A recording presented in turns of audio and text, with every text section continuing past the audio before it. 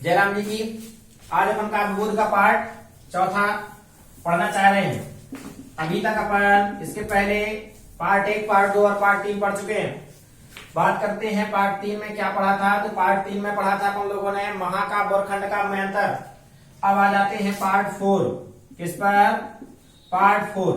और पार्ट 4 में पढ़ने से पहले हम आपको ये बता दें कि जब पार्ट 3 लास्ट किया था तो हमने आपको बता दिया था कि नेक्स्ट वीडियो में अर्थात पार्ट 4 में पढ़ेंगे अपन क्या? रस। क्या पढ़ेंगे? रस। और रस का जैसे ही नाम सुना, क्या किया?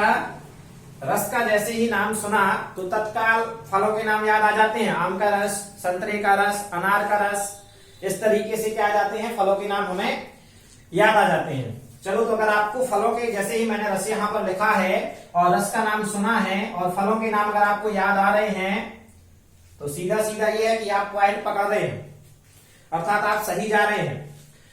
हमने आम का रस निकाला, आम का रस निकालने के बाद क्या कर दिया? उसको पी लिया। क्या कर लिया? पी लिया। और पी लेने के बाद हमें क्या प्राप्त होता है? आनंद की अनुभूति होती है। क्या प्राप्त होता है? आनंद की अनुभूति होती है, अर्थात हमें खुशी मिलती है। उसी तरीके से देखा जाए तो किसी भी क्षेत्र में जरूरी नहीं है ये, वो तो फलों के क्षेत्र में था।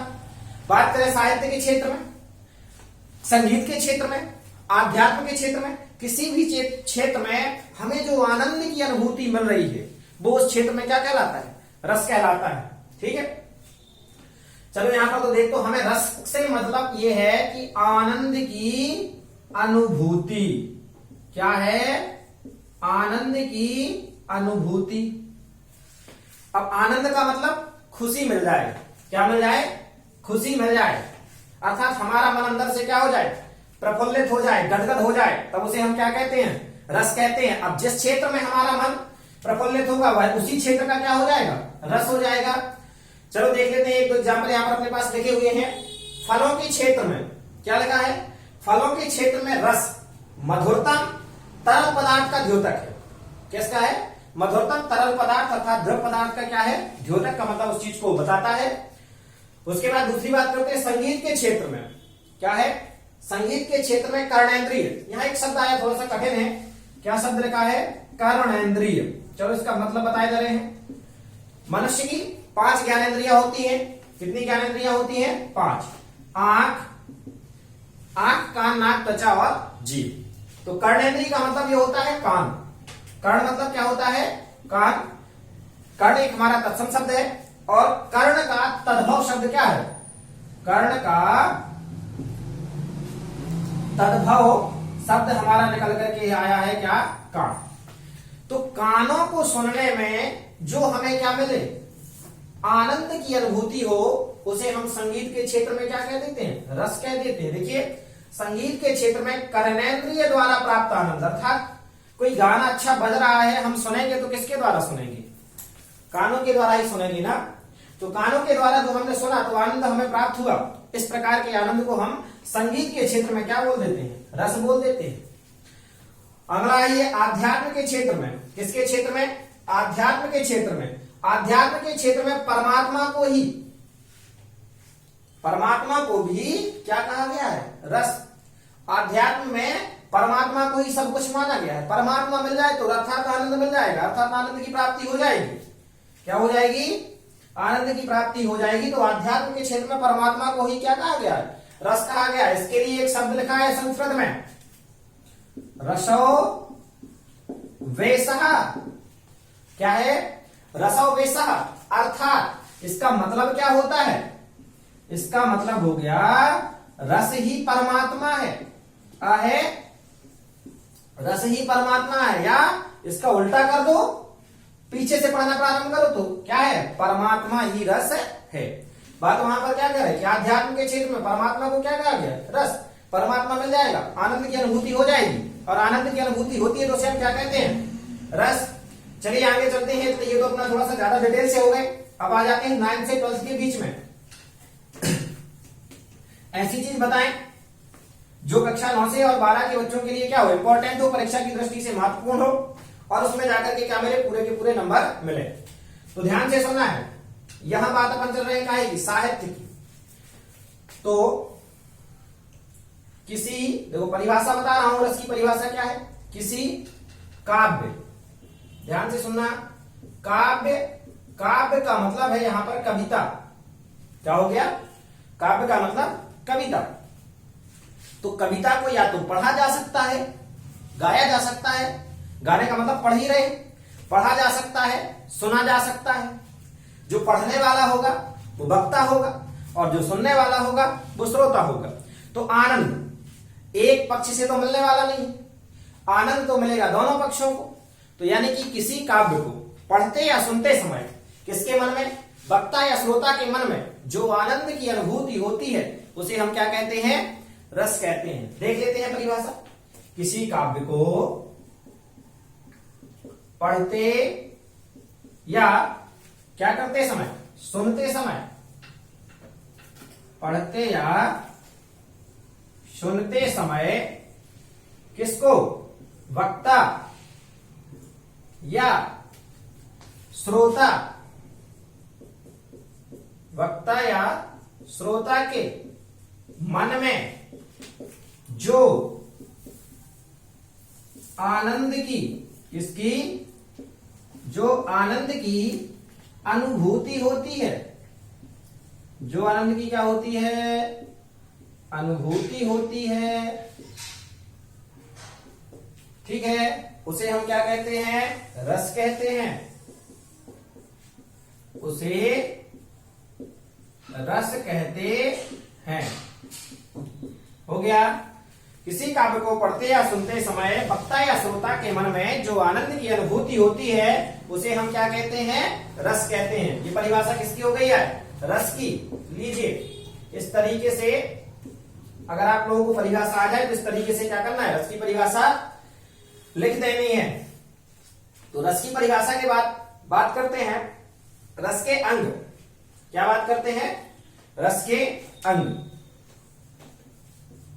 तो रस के अंग जो हैं, देखिए अंग का दूसरा नाम है अवयव। क्या है, अंग का, अंग की जगह पर अगर अवयव लिखा मिल जाए तो डरना नहीं है, दोनों एक ही चीज है। चलिए यहां पर ध्यान से सुनते हैं, यहां पर याद करने का ट्रिक बता दें। अवयव अर्थात इनमें गिना जाए तो 1 2 3 और 4, कितने अक्षर मिल रहे हैं, 4। तो रस के अंग या अवयव इनकी संख्या कितनी होती है, 4। अब तो कोई दिक्कत नहीं है, रस के अंग या अवयवों की संख्या कितनी होती है, 4। भूलेगा नहीं, कैसे याद किया हमने, अवयव क्या हो गए, अवयव अर्थात कितने होते हैं, 4। अब ये 4 कौन कौन से होते हैं, देखिए पहला स्थायी भाव, पहला क्या हो गया, स्थायी भाव। दूसरा संचारी भाव, क्या हो गया, संचारी भाव। तीसरा स्थायी भाव, संचारी भाव, अनुभाव, क्या हो गया, अनुभाव। और चौथा विभाव, क्या हो गया, विभाव। ठीक है, तो ये हो गए हमारे अब रस के अवयव अर्थात रस के अंग। तो रस के अंग कितने होते हैं, रस के अंग होते हैं 4। कौन कौन से, स्थायी भाव, संचारी भाव, अनुभाव और ये विभाव। क्लियर है। अब अपन बात करते हैं कि स्थायी भाव क्या है, संचारी भाव क्या है, अनुभाव क्या है और ये विभाव क्या है, इनके बारे में बात करते हैं। तो पहला वाला पॉइंट देखना, पहला वाला पॉइंट स्थायी भाव। कौन सा, स्थायी भाव। स्थायी का यहां से ही देखिए, अगर आप लोग लॉजिक निकालना प्रारंभ करें, क्या करें, लॉजिक निकालना प्रारंभ करें तो स्थायी का मतलब क्या होता है, ऐसे भाव जो वक्ता या श्रोता के मन में, क्योंकि बात तो केवल चल रही है किसकी, एक तो बोलने वाला होगा और दूसरा कौन होगा, सुनने वाला। तो ऐसे भाव जो वक्ता या श्रोता के मन में स्थायी रूप से विद्यमान हो जाते हैं, क्या हो जाते हैं, स्थायी रूप से विद्यमान हो जाते हैं। तो ऐसे भावों को हम क्या कहते हैं, स्थायी भाव। अब स्थायी भावों की संख्या कितनी होती है, तो जितने रस होंगे क्या होंगे, जितने रस होंगे उतने ही क्या होंगे, स्थायी भाव होंगे। अब ये कैसे पता चले कि कितने रस होते हैं, अभी अपन इसके बाद अंग जो है अभी क्या पढ़ रहे हैं ये अंग। अंग के बाद एक और चीज होती है, यहां पर देखो भेद। क्या होता है? भेद। भेद का जिस तरीके से अंग का दूसरा नाम है अवयव, उसी तरीके से भेद का दूसरा क्या है? प्रकार भी लिखा जा सकता है कि रस के प्रकार कितने होते हैं। देखना ये बात चल रही थी रस के अंग, तो रस के अंग कितने होते हैं? 4। रस के अवयव, तो रस के अवयव क्या होते हैं? 4। रस के भेद अगर पूछ दे, क्या पूछ दे? रस के भेद, तो रस के भेद कितने होते हैं? तो याद कर लो, रस के भेद कितने होते हैं? 10 होते हैं। रस के प्रकार कितने होते हैं? तो रस के प्रकार भी होते हैं 10। अब बच्चे कंफ्यूज होते हैं कभी कभार कि सर भेद, प्रकार, अवयव और अंग ये दोनों हैं और हमसे संख्या में क्या हो जाते हैं? हमसे नहीं बनता है, कंफ्यूज हो जाते हैं कभी कभार। उनका रस के अंग कितने हैं? अब ये दिक्कत कर रहा है ये 4 है कि 10। तो इसके लिए भी अपन कंफ्यूज ना हो कोई भी बच्चा, उसके लिए बहुत फिर से लॉजिकल ट्रिक बता रहा हूं। कैसे? यहां से पहले इन दोनों को समझ लेते हैं, फिर अपन चलते हैं आगे। पहली कंफ्यूजन हम आपकी दूर करते हैं। यहां पर देखिए, अगर बात आती है अंग की, अवयव की, देखते चलना, अंग की, अवयव की, भेद की और प्रकार की। छोटा बड़ा तो सबने पढ़े हैं ना, छोटा बड़ा पढ़े हैं और ये गिनती लिख लीजिए इधर 4 और 10। क्या लिख लिया? 4 और 10। अब छोटा बड़ा अगर पढ़ना प्रारंभ किया आपने, आपके पास 4 अक्षर हैं। क्या है? 4 अक्षर। देखते चलना कौन कौन से। यहाँ पर भेद, यहाँ पर प्रकार, प्रकार में भेद का भा, प्रकार का पा, अंग का आ और अवयव का आ। अवयव अगर आ जाएगा तब तो भूलने वाला नहीं है, क्योंकि अवयव में 1 2 3 4 कितने हैं? 4। अंग में ना भूल जाएगी सर अंग और भेद क्या है। अरे अंग और भेद में देखो, छोटा बड़ा पढ़ते हो तो पहले अंग अंगूर का आता है भैया कि भालू का आता है। तो सभी बच्चे यही कहेंगे सर क्या आता है? अंग अंगूर का आता है। जब यहाँ ये पहले आता है तो यहीं पर देख लो, पहले गिनती में 4 आता है कि 10 आता है? तो पहले गिनती में 4 आता है। इसका मतलब क्या हुआ? अंग की संख्या कितनी हो गई? 4। अब दूसरी बात आई भेद की संख्या।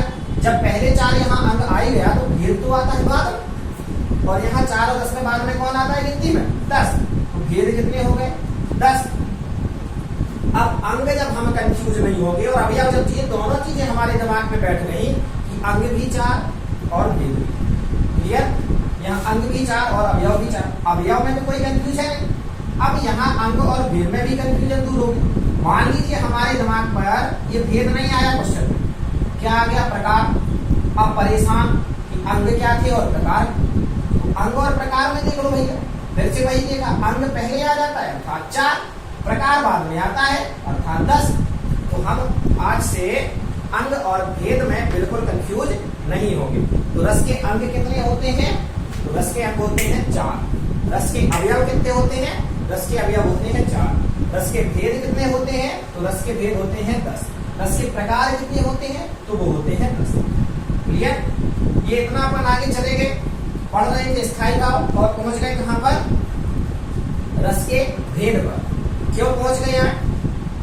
हमारे लिए उसकी क्या थी? आवश्यकता थी, क्योंकि अभी हम बात कर रहे थे इसकी स्थायी भाव। ऐसे भाव जो वक्ता या श्रोता के मन में स्थायी रूप से विद्यमान होते हैं वो क्या कहलाते हैं? स्थायी भाव। अब स्थायी भाव की सब संख्या कितनी होती है?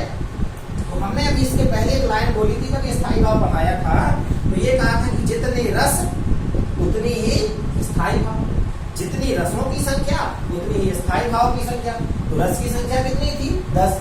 तो स्थायी भाव की संख्या क्या हो जाएगी? 10। क्लियर हुआ? अब यहां से दूसरा आता है संचारी भाव। क्या आता है? संचारी भाव।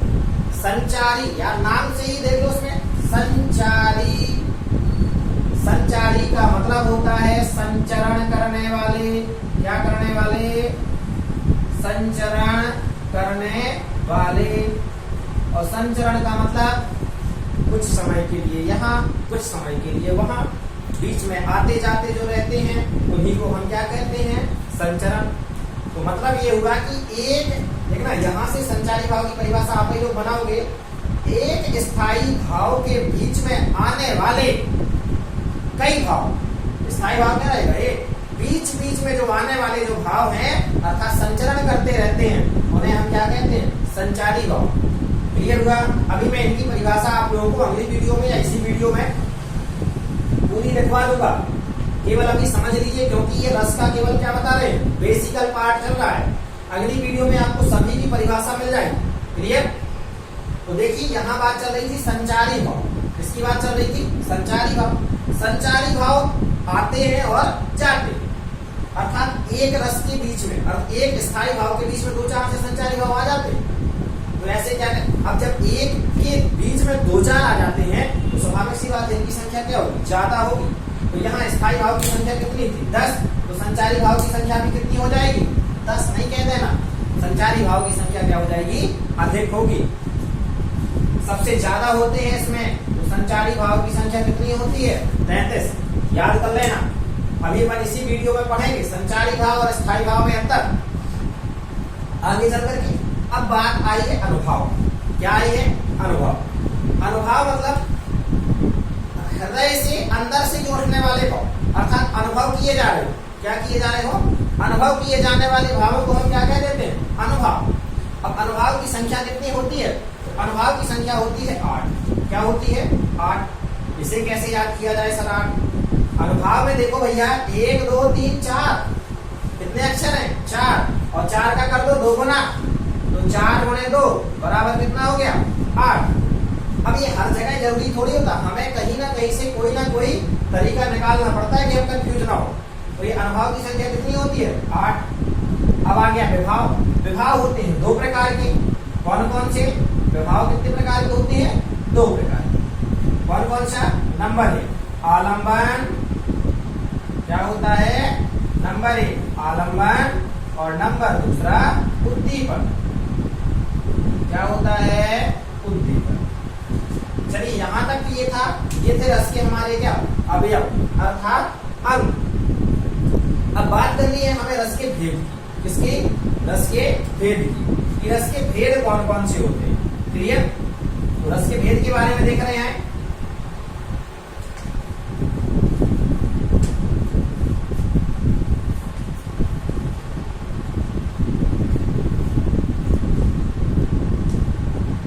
रस के भेद, तो यहाँ भी रस तो अपना ये मेन टॉपिक है, चल रहा है। अब यहाँ पर हम लिखेंगे रस के भेद। तो देखिए पहले शुरुआत की बात करें तो शुरुआत में रस के जो भेद थे उनकी संख्या थी 9। कितनी थी? 9। 9 के बाद 10वां रस जुड़ गया। कौन सा रस जुड़ गया? 10वां एक रस जुड़ा, वो है वात्सल्य रस। कौन सा रस? वात्सल्य रस। और ये रस किसके माध्यम से जुड़ा? किसके माध्यम से जुड़ा है? तो ये जो रस है ये जुड़ा है सूरदास के माध्यम से। किसके माध्यम से? सूरदास के। सूरदास जी ने श्री कृष्ण के इतना जो श्री कृष्ण की बाल लीलाओं का, किसका? बाल लीलाओं का इतना मनोहारी वर्णन किया है, इतना मनोहारी वर्णन किया है कि जिसकी वजह से उस भाव को ही रस की संज्ञा दी गई। क्या दी गई है? अर्थात आप लोगों से शायद पूछा जाए, क्या किया जाए? शायद पूछा जाए पेपर में कि वात्सल्य रस के सम्राट किसे कहा जाता है? क्योंकि ध्यान से सुनना, बायो वाले स्टूडेंट नहीं है कि जनक हम कह रहे हैं वात्सल्य रस के जनक, ये हिंदी है। तो यहाँ पर क्या पूछा जाएगा? वात्सल्य रस के सम्राट किसे कहा जाता है? जो 10वां रस है वो कौन सा है? वात्सल्य रस। और वात्सल्य रस के सम्राट किसे कहा जाता है? तो सम्राट किसे कहा जाता है भाई? जो चीज इसके माध्यम से बनी हो, तो वात्सल्य रस के सम्राट कहा जाता है हमारे सूरदास को। क्लियर हुआ? बाद में पूछा जाए आप लोगों से कि 10वां रस कौन सा है, विकल्प में 10वां रस कौन सा है, तो आप लोग क्या बताओगे? 10वां रस है हमारा वात्सल्य रस। कंफ्यूज होना नहीं है। 10वां रस कौन सा है? वात्सल्य रस। वात्सल्य रस के सम्राट किसे कहा जाता है? सूरदास। क्लियर? 11वां रस नया है भक्ति रस। क्या है? भक्ति रस। लेकिन अभी उनको हमको हमारे सिलेबस में नहीं है, इसलिए अपन नहीं पढ़ेंगे। अर्थात अभी तक जो रसों की संख्या है क्या मानी जाती है? 10। पहला रस हमारा क्या है? देखते चलना, श्रृंगार। पहला रस क्या है? श्रृंगार रस। दूसरा हास्य रस। दूसरा क्या है? हास्य रस। तीसरा श्रृंगार हास्य। तीसरा रस है करुण रस। कौन सा? करुण रस। चौथा रौद्र रस। कौन सा? रौद्र। पांचवा बीभत्स रस। कौन सा? बीभत्स। छठवां वीर रस। सातवां अद्भुत रस।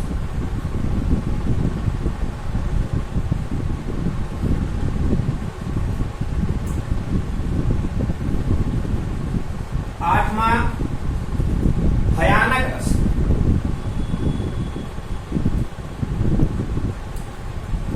नौवां शांत रस। और 10वां वात्सल्य रस। 10वां कौन सा है? वात्सल्य रस। पहला रस हमारा श्रृंगार रस, दूसरा हास्य रस, तीसरा करुण रस, चौथा रौद्र रस, पांचवा बीभत्स रस, छठवां वीर रस, सातवां अद्भुत रस, आठवां भयानक रस, नौवां शांत रस और 10वां वात्सल्य रस।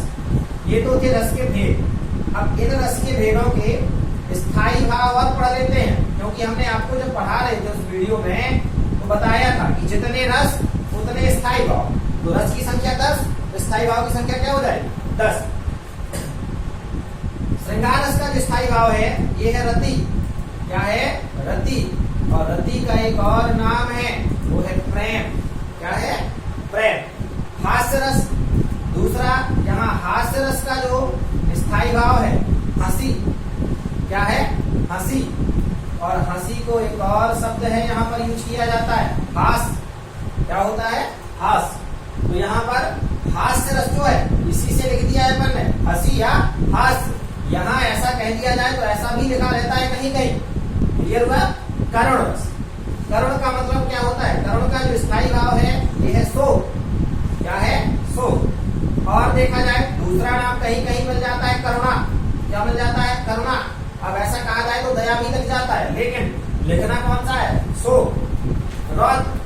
रौद्र रस का मतलब है यहाँ पर इसका स्थायी भाव होता है क्रोध। क्या होता है इसका स्थायी भाव? क्रोध। अगला आ गया बीभत्स। बीभत्स का मतलब होता है यार घृणा आ जाए, जुगुप्सा। क्या हो जाए इसका? जुगुप्सा।